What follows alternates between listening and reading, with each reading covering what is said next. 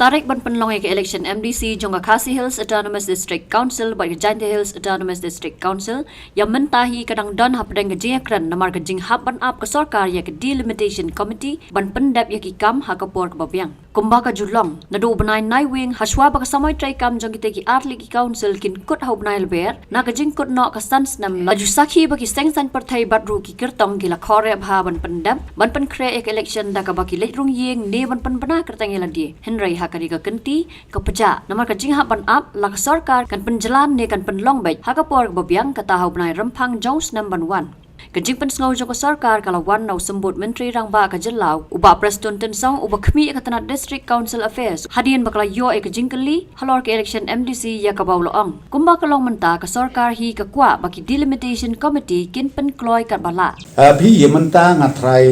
recently governor udang constitute ya kani ka delimitation committee jong kini ke arteli ki district council Khasi Anjaitia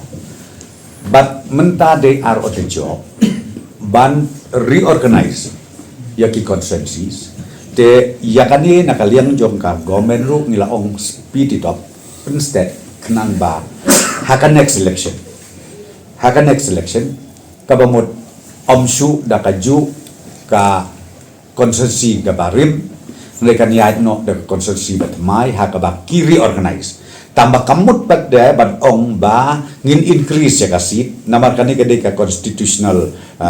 obligation ka bangimla ban ong ngin increase na ka arkundai sa kasauko sa kalaipo te kat kum bakalong himata ka jingkerpat na kiliang ka arteling di social kalong ki ong ba ki kwa ban le ya ka delimitation namar ba don ki konsensi ki ba kham he wat ban ya ka konsensi MLA ru te na daw ki kwa ban le ya ka delimitation te na kaliang jong yiru ngi ses bakin penploy kat bala Pibone me ka thong pat ma diben pendap ka por biang tan ban yo ban pelong ye ke election kuma ka di ban long ban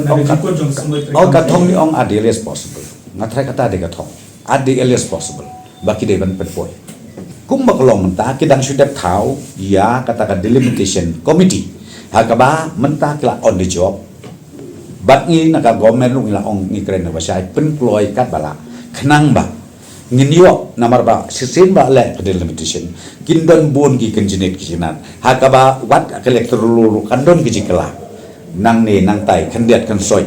kata ka konstitusi ka bala se kapadon saupo le san poja kan mino setang arpusan lai poja kita